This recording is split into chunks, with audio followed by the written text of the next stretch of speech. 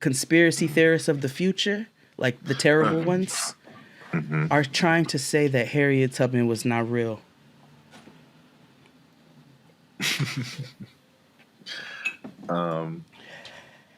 Google it right now. Harriet Tubman is not real. No, I've seen it. Oh, okay.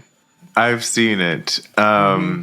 Because at first I thought it was just this black girl, and I was like, I don't want to. I'll let Jade do it. Oh, that black. Listen here, little.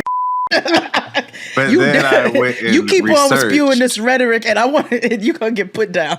Yeah, because anyway. I saw it through Bob, and then I saw it through Jamel Hill, and then I went to go look for myself, and then I realized that it's a comunidad of people who believe that not just Harriet Tubman, but a slew of historical figures are made up, are fictional. And I know we talk about like anti-intellectualism, like people are dumb for sport now, and like you could people are purposely dumb for clout or for like likes and things because it's celebrated, right? And I wish. It's dangerous. Like sometimes there was this article I was reading about like community parenting at the Atlantic. Now, part of me was like, that is a big slippery slope. However, there are often times where I wish I could have swiped and swatted an iPad away from a child. First of all, bring community parenting back. And I understand that we are trying to be different and so forth and so on. But to this point, right? Like, you have people who believe this, and I don't necessarily want to be in community with them, and I definitely don't want to necessarily be them to parent my child. That's where the slippery slope of my argument was, right? I was like, yes, if I happen to live in a society of my choosing and my design, then yes, of course, I think it would be great. However, there are people in this world who choose to believe that the earth is flat, that Harriet Tubman isn't real, and that 5G is ruining 5G is ruining communities and brain cells and stuff like that. Carrie Hilson. And to them I say, it's like, I don't know if we ignore it, like, because what I said on the internet was, I see why the young people have brought that word back. I'm not saying that word, but you know what word I'm talking about.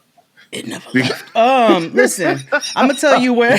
I'm gonna tell you where everything went left.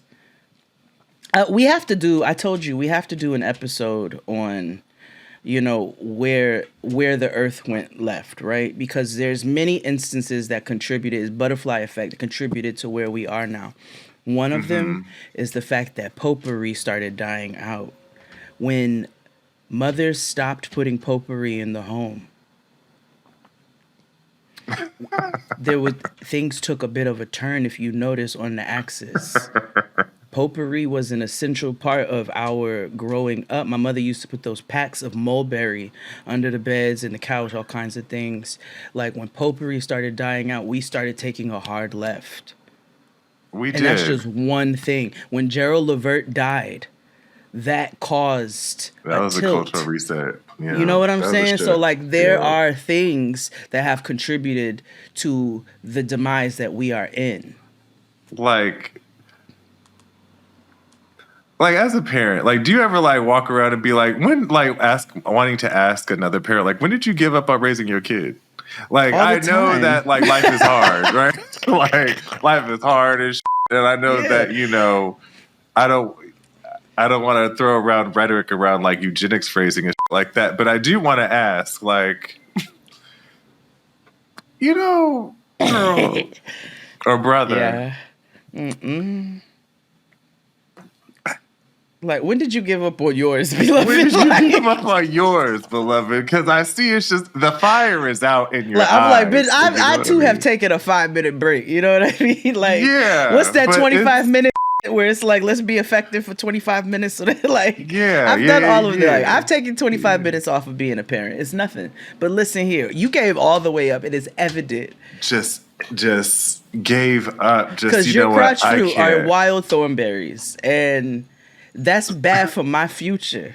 You know what I'm saying? Bad. And then my kid got to be in community with your raggedy ass muffins. Like, I'm telling you, you've got to play Gerald Levert for your kids and bring Potpourri back into the home. And and while I don't believe in corporal punishment and beating, you know, I think a healthy fear from time to time is important. I seen a the other day chasing some kids down the street to make sure that they get back to their home where they were supposed to be, because they were in an area of their neighborhood they didn't have no business being. And he had to throw empty threats out the window of kidnapping if they didn't get back to where they were going. And he chased them in his vehicle all the way back to their house. Now, while somebody may say that's traumatizing, that's fucking effective. That's how you community parent. Exactly. He goes, you know what? He goes, get your back to over there, because he asked them where they live. And then as they were running, he was like, matter of fact, I'm going to kidnap you. Get in the car. And he drove alongside of them to make sure that they got back to their dwelling space. You know, Chris and I went for a walk the other day, and I saw some youngsters cutting class. And it took every bit of me to mind my business. Because normally, like, what I love about New York is the fact that 9 times out of 10 will mind their business.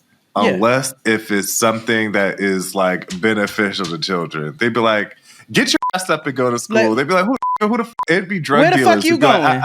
Go to school. Where the fuck are you going right now? Excuse me. It's not lunchtime. I know you're not out on free lunch. Like, get out of here. Yeah, and so, like, here, you know, where I attempted to, I was like, no, because I'm not going to have these little Mexican kids call me a and have me out here on the news, okay? I'm not trying to be on the news. Call you a black gay and epithets, I know. Yes, I'm going to be. I hear you. Mm-hmm. Well, and I mean, you know, I will roll up and call me what you want to. Get your little ass back the I'm like, go to school. It's safer. For the most part, it's safer there. I think our schools are safer. I think they are. I think they're safer for the kids. New York schools? Yeah, I don't disagree with you, actually. New York schools, ethnic for the most part. Yeah. You know what I mean? I mean, I know we've had an incident here or two with it, but for the most part, you know, it's like drugs running rampant, and that's in a very particular community. Like, you know what I mean when I say that, the expensive ones. No, I do. Yeah. Euphoria. Yeah, but how was your week? We should take let's take a break, and then we'll come back and I'll let you know. Hit it, Claude.